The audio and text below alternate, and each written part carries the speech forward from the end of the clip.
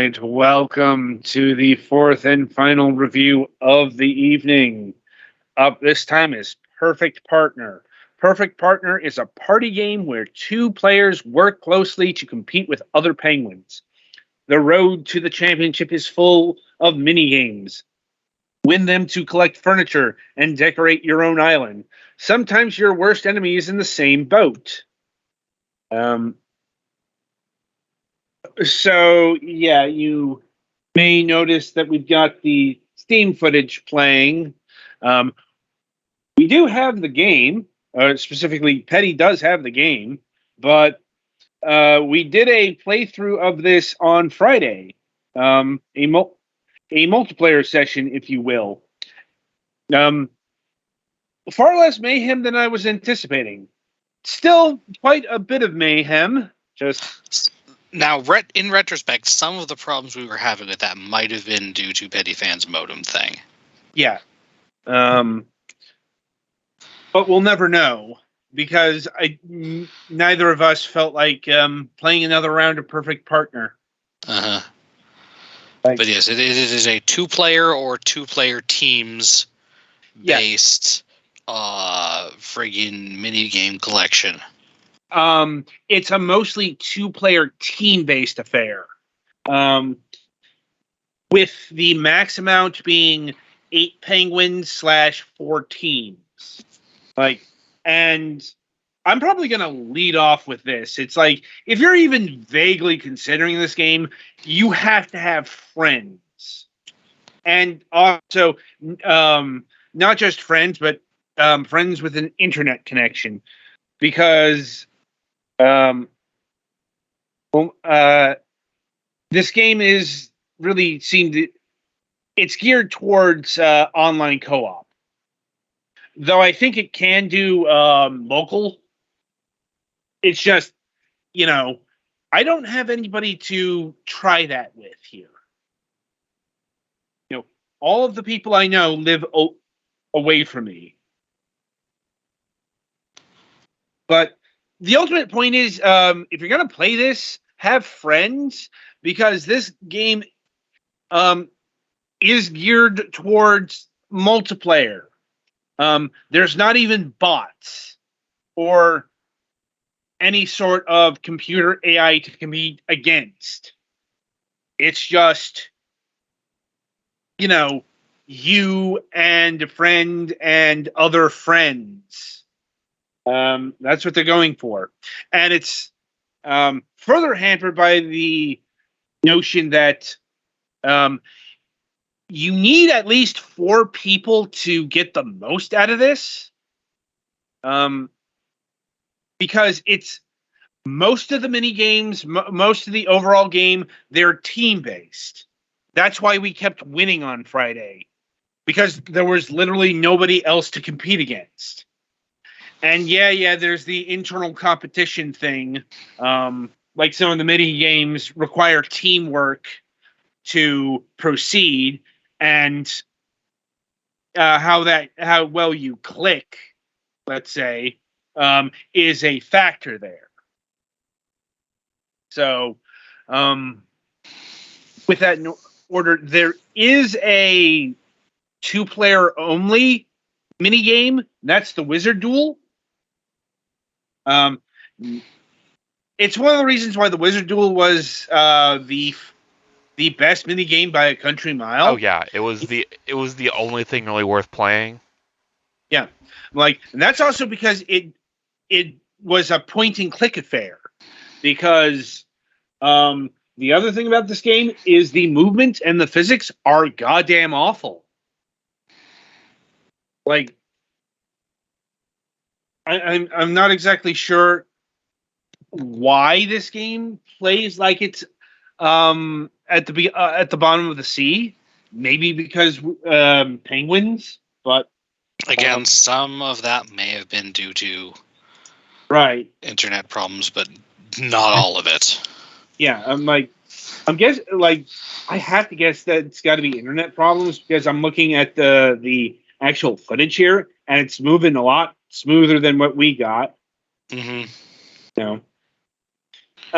It's like, and here's one of the mini games where, like the whole teamwork thing is a curse. The dual monkey ball mode, where both of you have a say in what direction you go. If the game hadn't crashed on me, it would have been a bigger disaster than it was. That's what they're going for. A lot of these mini games are going for, hey, you've got to work together, or it's going to be a disaster. Or even if you do work together, it's going to be a disaster. Like the rowing mini game. Like, look, I wasn't a fan of that in Mario Party. I'm not a fan of it here. It's just, Mario Party kept that to an actual mini game. They expanded that one in Perfect Partner here. It's probably the main game, because when we were going through it, they launched other mini games.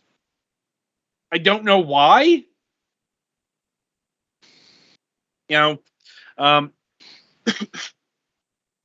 Also, I do think this game could have, if that's the framing device, they needed a better framing device. Yeah. So ultimately, I have to be a bit inconclusive of how the game functions because of the internet problems we were having. But the bigger problem here is you need a lot of people to play this game. Don't have at least 4 people willing to play with you, don't even bother. Yes, that is exactly what I said. And see, that's why I'm thinking this is geared towards families.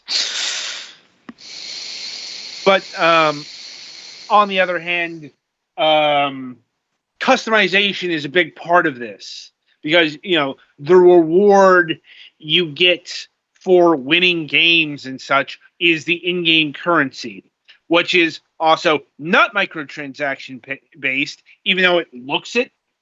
Mm-hmm. No, everything is earned in game. There are no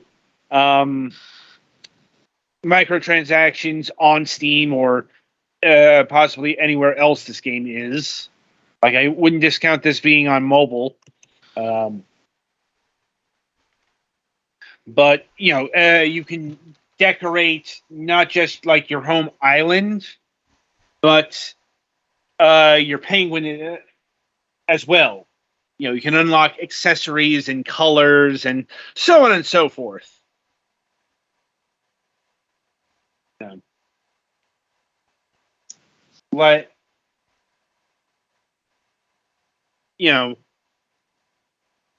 So this has a very specific audience in mind. And that's the big thing that's really holding it back for me, is unless you're engaging in the wizard duel, which is fine for 10 minutes. Mm-hmm. You're not you're just wasting your money here. It's not that much. It's $8.99. Which, if you've got the people to support playing this, fine. But otherwise, go spend your $9 elsewhere. Yeah, I was about to say it's $9 for one person, though. Yes. Yeah. So multiply by that at least 4, and that's a big oof. Yeah. So $36. Mm-hmm. Yeah, I do miss the days when 4-packs were a common occurrence. Mm-hmm. Though I get the feeling that even if that were the case, this game wouldn't be going down for a 4-player, a 4-pack. Right. Just because, once again, the individual price is not all that expensive. Now, as far as playing with people online, I have seen people play this. Not many. I've seen 1 or 2 lobbies out there. And also they are very Eastern Asia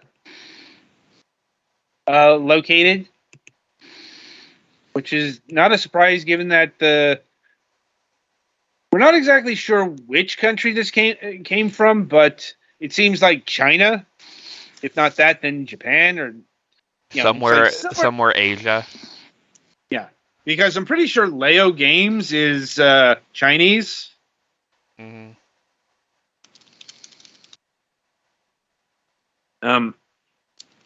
So so it's like you can't. Basically, what I'm saying is you probably shouldn't rely on internet randos to fill the gaps here. Like, especially for a team up. But I suppose you work with what you got here, and there's not a big player base. So, yeah, I think that's about all I got for Perfect Partner. Anything else you want to add here, Petty? This game made me sad that it exists. I mean, wait, what? Yeah, I just wasn't a big fan of the game. Yeah, I see what they're going for, and it's a novel concept. I'll give it that, but it is I think I'll just play a round of Mario Party instead, and I don't really like Mario Party either. Right. So yeah, that'll about do it for this installment of Fragments of Silicon's reviews. So coming up on the week ahead, right. So on Wednesday, July 26th, we'll be having Tim Bondrud of Pearl Creek Gaming. See here. So I think first of all, we're going to have to address his use of Comic Sans. The